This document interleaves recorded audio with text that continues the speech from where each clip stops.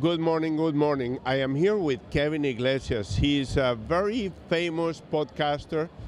He directs the Real Estate and Chill podcast. We had an opportunity to meet at the New York City Real Estate Conference, Kevin. And, as I told you, this is not an interview. Say what you have to say, even if it is not politically correct. The idea is to spill it out and let the real estate industry know the good, the bad, and the ugly of real estate. Like, for example, you just mentioned something about this real estate conference. You don't see as many people as you saw last year or as in previous years. What do you think that is? Well, first I want to say thank you for having me on your show. You know, we did have the opportunity to meet in New York City at the expo. You're great. Your son is great. Georgie is great. Thank you. It's been a pleasure connecting with you guys here at Premier Homes. You guys doing amazing things in New Jersey. So thank you for having me on. But yes, I do see a lot less agents here in attendance. But again, I'm not shocked because, the NAR settlement that happened, a lot of agents get in that fear mindset, right? They start to think, oh, I have to change now. I have to get the contracts. I'm not used to it. I don't know how to have that conversation, that language. Speaking about money is uncomfortable for some people, and they don't know how to educate their client. So then they just unfortunately get out the business, right? I have always said that the main problem in the real estate business is people do not understand that first they are in sales and then they are real estate professionals.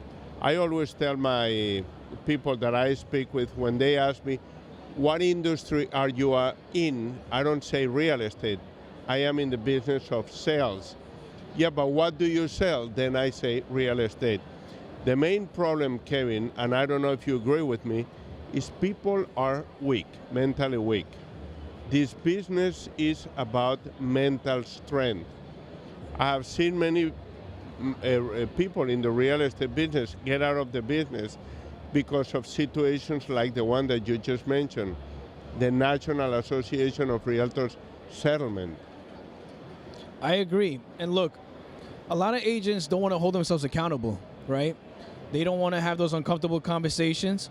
And another thing, some agents don't like to be coached to a level of where they feel uncomfortable, right? They're just so used to, give me the business, but they don't want to work for the business, right? This is your business at the end of the day.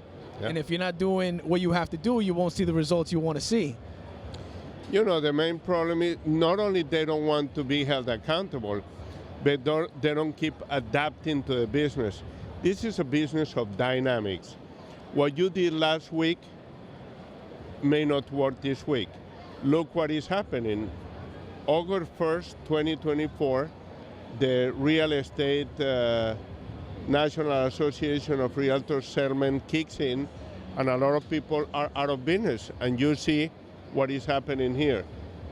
Adapting, you think that adapting to the changes is important? You have to. Like what we're doing right now. We're creating content, video content to educate the industry. And if you're not doing this right now, you're missing a whole market, right? You're a broker owner. You're educating. You're empowering other agents, inspiring, motivating. You're giving them a reason to come and reach out to you if they're in New Jersey to join Premium Homes, right? That's what it's all about. It's all about education, adding value to people. And if you're not adapting, you're going to get left behind. One thing that I have noticed, that there are many new real estate concepts stepping into the industry, concepts that sell themselves by, we don't have an office, we're kind of a virtual type of real estate concept. They promise training. Do you know, Kevin, what is the percentage of real estate agents that fail within the first 6 months of entering the real estate business? What is it, 85 to 87%? 72%. 72%. So 7.2 out of 10 people who get a real estate license will be out of business in 6 months. Do you know what is the life expectancy or productivity span of the majority of real estate agents that are left in the business? No, what is it? 95%. 95% of real estate agents have a productivity span of 3 to 5 years, meaning only 5% will remain in the business being productive as productive as when they got the real estate license, or even better, 95% will be out of the business or will be in the business but not as productive as the first 3 to 5 years. I mean, again, I'm not surprised by that statistic at all. This business, you don't have somebody waking you up every day telling you what you have to do. You have to be self-motivated, you have to be disciplined, and you have to hold yourself accountable. When I first got started in this business, I only sold 2 houses my first year. It was terrible. I could have made more money working at McDonald's. But I got out of my own way, my own mind, because I was holding myself back.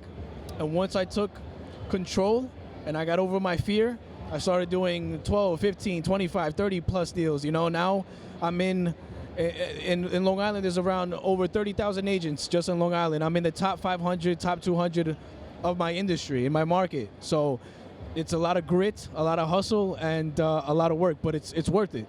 Have you had one real estate transaction, just one, that probably get into your head in such a way and you say, you know what, probably this is not for me? Have you had, I mean, at some point, I could tell you many situations. Yeah. Again, we're all human, right? We're all human. As much as you have to have thick skin in this business, of course, sometimes some deals get to us more than others because we're more emotionally invested, right? Maybe that client took a lot of our time emotionally, or maybe we're thinking on how much money we're going to get from that sale, and that's why we're so mentally drained, like, oh, I can't believe I put so much time into this and now it may not happen, or you know, it's not going how it's supposed to be. But that's sales. You got to prepare yourself for anything in the business. You know, nothing happens the way it should be in this business. There's always a roller coaster. You know, in the real estate business, and in any business, if you want to be successful, you have to be mentally strong. Everything is about the mind.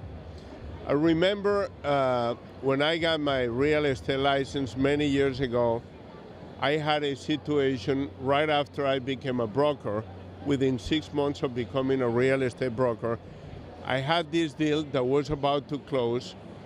I was 3 months late paying the rent. The landlord actually came to my office to tell me, George, you have to pay the rent or leave. And I was able to ask him for more time. I had this real estate transaction.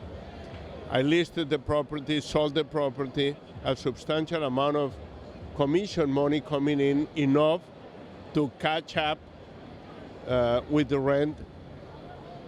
We do a walkthrough.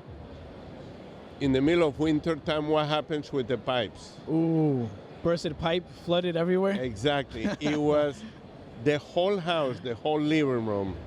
That happened to me before too. Water coming from, and I just look at the house and I see the water pouring from the second floor into the first floor. And I'm thinking, how am I going to pay the rent when I told the landlord, this was many years ago, that I was counting on this closing. And I was beginning to ask myself, am I in the right business? And many years later, here I am. You have to hold your ground. You have to, don't allow one real estate transaction that didn't go in the direction that you anticipated, the way you anticipated, to put you out of business. And that's what happens with many people in today's real estate business, Kevin. I agree. Look, I've had deals where they're nightmares, and I've had deals where it's like you're on cloud 9. But what I always tell people is this: in any business that you walk into, if you walk into an establishment, let's just say Walmart, and you get into an argument with one Walmart employee, you can't base off your experience off of one employee and say all of Walmart is bad. No, you just had a bad experience with one employee. Same thing in this business. Not every transaction, not every deal is going to go perfectly. Some deals may be nightmares, but you got to learn how to have the grit, have the determination, and have the mindset to overcome those situations. And you had that situation with one employee about one particular situation. You know, I went to a luxury real estate convention, Kevin, in Vegas, the Inman Annual Real Estate Convention. And I remember these two real estate, I mean, the room was packed. Probably 600 people wanted to see these two very successful real estate agents explain their experiences. And this was this realtor mentioned to the room about a real estate transaction property that she listed for $15 million. Wow. $15 million. The commission was 6%, so do the numbers. Yeah, that's a nice check. Then the property was sold for $22 million by another real estate agent who was one of the speakers in the room with her. The buyer performs an inspection. The property was very close to the ocean. The seawall apparently was compromised. Repairing the seawall could cost $1.5 million. The buyer's agent go to the listing agent and tell the listing agent the seawall has to be repaired at a cost of $1.5 million. The buyer said, that has to be repaired, I need a credit. The seller, who had gotten $7 million above asking price, said, I'm not gonna fix the seawall. To make the long story short, the transaction fell apart. Mentally, the listing agent could not handle that, left the business for a year until she kind of realized, this is not me. I have to get back into the business. One transaction should not determine the future of my real estate career. I agree. Look, we're all chasing those big deals, right? Who wouldn't love to sell a $22 million or $15 million house, you know? But that should be the icing on the cake. You got to build a foundation. I always say, I don't look at just the numbers. I look at the people. How many people can I help? It doesn't matter if they're buying a $150,000 co-op or a $1.5 million house. I don't know who that person knows. Maybe they know somebody who can buy a $15 million house. It's all about service. We're in sales, right? So again, you provide the right service, you'll get repeat business, and eventually, hopefully, you'll get those really big deals. And I'll tell you this, Kevin. This is a hot market. It is. The real estate market of today is a hot market. Many people complain about the interest rate. When I got into the business, the interest rate was 12%. Wow. And we were selling houses. Then it came down to 9%, and we were selling houses. Then it went down to 3.5%, 2.75% just 4 years ago. It is 6%, 6.5% now, and many people in the business are complaining instead of looking forward to the great opportunities. There's opportunities everywhere. That's the beautiful thing about this business. There's so many opportunities. You just have to think outside the box. Yeah. And you have to have a lot of conversations, shake a lot of hands, because there's so much money to be made in this business, but you got to put yourself out there. You can't be scared. You have to be mentally strong, like you said, mentally tough, and just get yourself out there, you know? A content is big nowadays. We control the narrative. You having your own show, you control the narrative, you control the story, and that's what it's all about. Same thing with my podcast, Real Estate and Chill. You know, we entertain, we educate, but we empower, we inspire, we motivate, and that's the goal. You know, that's the goal for us. We control the narrative. Exactly. That is very important. 100%. Now, let me, you have a podcast. Yes. When did you create your podcast? 2021, I was taking a shower. I said, you know what would be a really good idea? To start a podcast. Why? Because we were still shut down with COVID, and I was never on social media. And I was in the business from 2016 to 2021. There was never social media for me. I was picking up the phone, making cold calls, expires for sell-by owners, door knocking, doing all the back to basics, right? But then I said, all right, I see the world changing. People are working from their laptop. Everything's virtual. I have to get on social media, and I have to make my presence known. I love the quote where it says, it's not who knows you. It's not who you know, it's who knows you. That is It's true. Yeah. Because when I went to the expo event with Georgie. And who knows of you? Exactly. Yeah. But your brand has to be so big that you could walk into the room just like I am walking in the, down the aisles. People are coming up to me, shaking my hand, taking pictures. You want to have a big brand where people are introducing themselves to you and where people already know you. People already know what you do. Because again, that's when you built the brand so big that you don't have to introduce yourself anymore. You were saying something about Georgie. Georgie's amazing, man. I love Georgie. Such a young guy. You know what I like about Georgie is that it's so hard to find somebody his age, be that young, and ambitious and goal-driven, determined. And he has it. He has a mindset. He has a cadence. He has a personality. So congratulations, you're amazing thank dad. you. And I'm a father as well. Really? You know? Yes, I am. And again, seeing that is so refreshing because nowadays people want easy. People want, I want to be successful right now. How do I make it work right now? Yeah. But you can tell Georgie's a hard worker, and you know, he's definitely made a name for himself. That shows that discipline and belt works. You know? Discipline belt. How old is your child? He's 16, so I was young when I had my 1st son. Really? Yeah, I was Very 17. good. Yeah. Yeah. Well, you gotta but grow up. now you have a great opportunity to enjoy it. Of course. Is he in the real estate business too? No, he's in school right now. He's going in 11th grade, so not yet. But yeah, I'm trying to get him into it. So what recommendation do you have for people in the real estate business, whether they have been in the real estate business many years or they're about to enter the real estate business or just got into the real estate business? One, educate yourself. You know, educate yourself because you can't sell something that you have no idea about. I can't sell you a phone that I don't know what the features are of this phone, right? I have to be educated on what the phone does. There's so many phones nowadays that you have to know what's so special about your phone. Why should I buy it? Yeah. What's the value of it?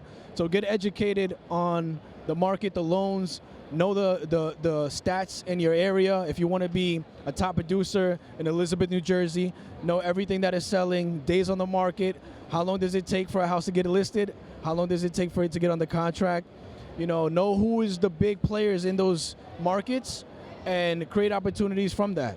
We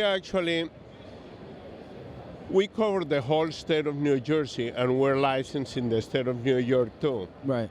I remember when I got into the business, the relevancy of belonging to every single MLS system in the state of New Jersey was not as important as it is today.